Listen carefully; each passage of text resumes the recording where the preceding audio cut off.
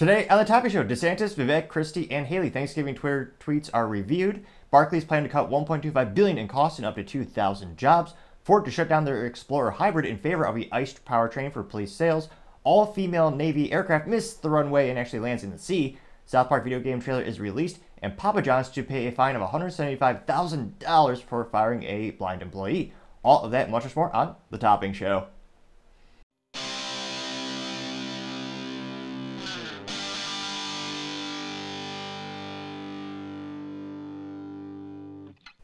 Thank you everyone for taking the time to tune in today. Today's episode of The Topping Show is sponsored by Topping Technologies. Topping Technologies is an IT value-added reseller and services company with a special proficiency in IT security. Heck, I see their founder at least twice today. Gotta say he's quite handsome and brilliant. He's me, you see, that's a joke. If you're an IT leader or business owner, you can reach the team at sales@toppingtechnologies.com. Also, we're trying to get to 4,000 subscribers by the end of November, so if you could click that button, I'd really appreciate it. Now, going over to the business part of the podcast, you have Barclays planning to cut $1.25 billion in cost and up to 2,000 jobs. Now, Barclays is perhaps one of the oldest businesses still around these days. It's actually a British multinational bank founded November 17th, 1690. And I know U.S. public schools are all-time low in terms of test scores for math, science, history. I mean, the ACT scores are at a 32-year low, though the teachers' unions still say they deserve more money. Go figure.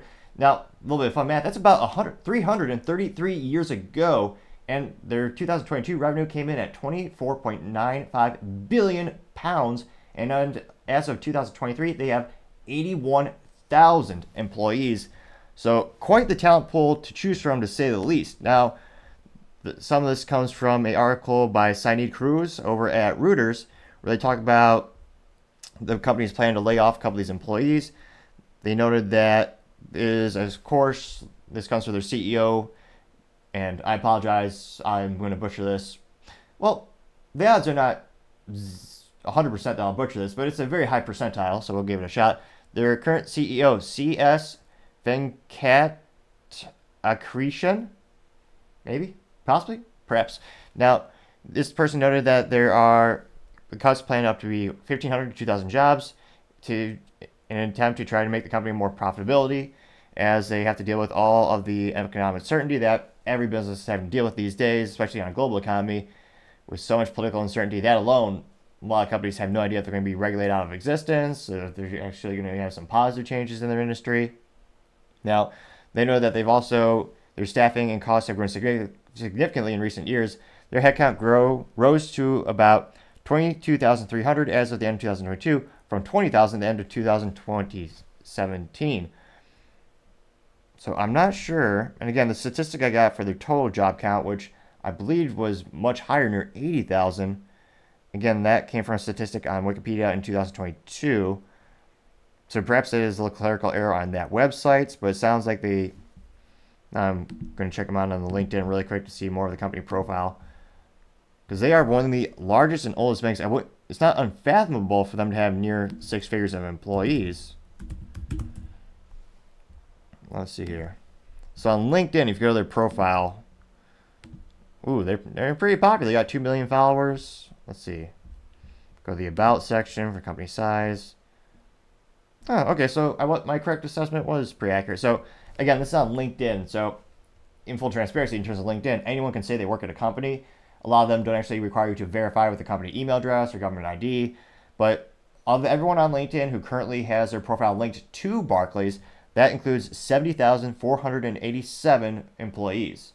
Now, that being said, there's a lot of employees at some companies that don't have LinkedIn, and some actually move on to a new job and forget to tell LinkedIn, or on their profile rather, to say they actually stopped that other job to start another one. So it actually looks like they're working 2 jobs at once. So there's a little bit of nuance, so I'm not too surprised. They are pretty large, to say the least. And it looks like in terms of their stock, it's been going up for a couple of years. Let's see here. And they noted that Venkat signaled in October 23 that Barclays will embark on further restructuring in preparation for its February 20 presentation, which is seen as a key opportunity for the bank to convince shareholders as a plan to lift its valuation. So it'll be interesting to see how much they continue to grow. They're already one of the largest, most well-established banks out there. Although that's also what some people say about Silicon Valley Bank, and they went belly up in a very epic way.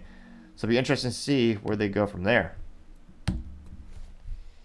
Again, thank you everyone for taking the time to tune in today. We're trying to get to 4,000 subscribers by the end of November, so if you could click that button, I would greatly appreciate it. Also, leaving a comment is a great way to leave feedback so I can actually learn how to make the show better and better as I do want to improve the quality. I am still looking for a software to have picture-in-picture, so if you have suggestions, so that way we can actually show the Twitter videos and have more references in real-time production, I would greatly appreciate it.